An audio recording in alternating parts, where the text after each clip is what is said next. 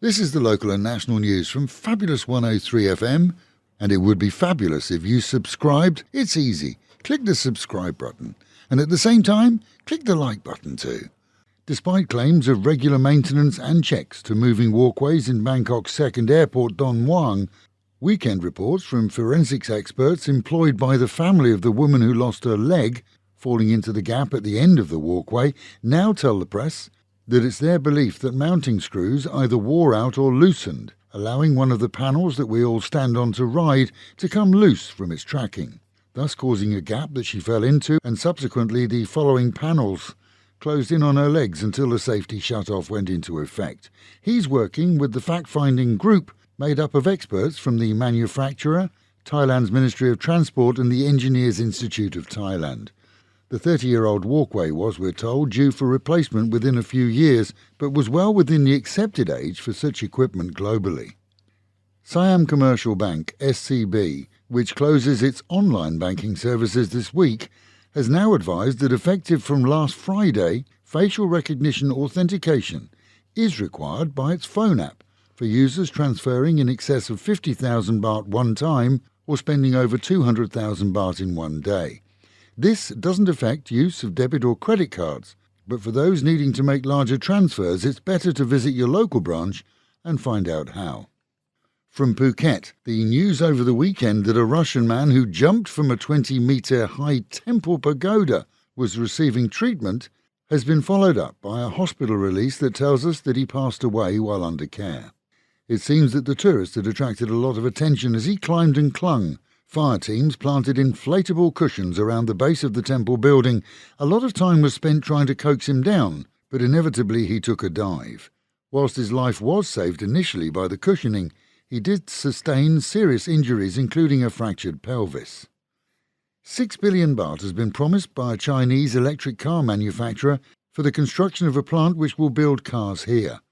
With a goal of 600,000 vehicle sales globally, Thailand is seen as the ideal centre for manufacturing and would supply Southeast Asia and perhaps even the US, where Chinese imports are less welcome. Their claim?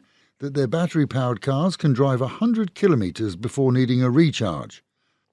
And in Bangkok, a 60-year-old straight man who dressed as a ladyboy in order to coax pretty women into interviewing for modelling jobs has been arrested on a warrant that states that he abused and took advantage of those who fell for his trick.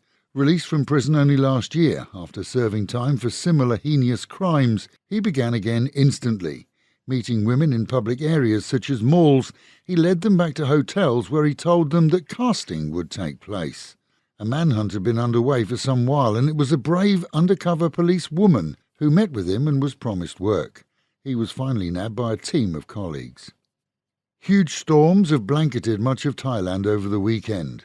Whilst Pattaya saw only showers, Phuket and southern islands, including Phang Nga, were flooded, seeing roads blocked and properties under water. 2 feet of water across much of Phuket Island saw traffic grind to a halt. Storm fronts continued to cover the country until early this morning. Those are expected to return by sundown. Meanwhile, at home and in Pattaya, a 32-year-old Uzbekistani allegedly working as a violent pimp here in the city was returned after being nabbed at Bangkok airport as he fled ahead of a warrant issued for his arrest. Following allegations made by 2 non-profit welfare groups, statements were released to police from several Uzbekistani women who claimed that they were lured here to Thailand with the promise of well-paid catering jobs, then forced into the seedier side of life. A somewhat unique case indeed, in a country where those Thai women who work in the nightlife industry make that choice for themselves. Thailand's Deputy National Police Chief fully expects investigations into bribery and corruption within Chonburi police force to be completed within a fortnight. Currently, 30 warrants have been issued, 20 for policemen, many in high rank, in an investigation started after claims by criminals that they'd been scalped for a bribe to avoid jail. The Mercedes car, owned by a missing 62-year-old German real estate dealer, has been found outside a Khao Noi condo block and checked by forensics teams, whose initial finding is that much of the car had been cleaned down with a bleaching agent, removing any signs of DNA, fingerprints or bodily fluids. Hans Max has been missing since last week. with his young wife offering a 3 million baht reward for information leading to his safe recovery. It seems that he dealt in high-end property and had left home for a meeting last week, never to return. His 2 sons were expected to be back at the family home today as police continue to scour CCTV from the city in an effort to trace his travels. And the hot Friday and Saturday evenings were welcomed by Thais and tourists alike, seeing the beaches very busy after dark. As Asians prefer to avoid the bright sun, so dusk and afterwards has again proved popular on Pattaya beaches. And with the Met Office promising highs today of 32 dropping down to 27, the real feel of 38 in the sun, and a cloudy day with showers at the very least.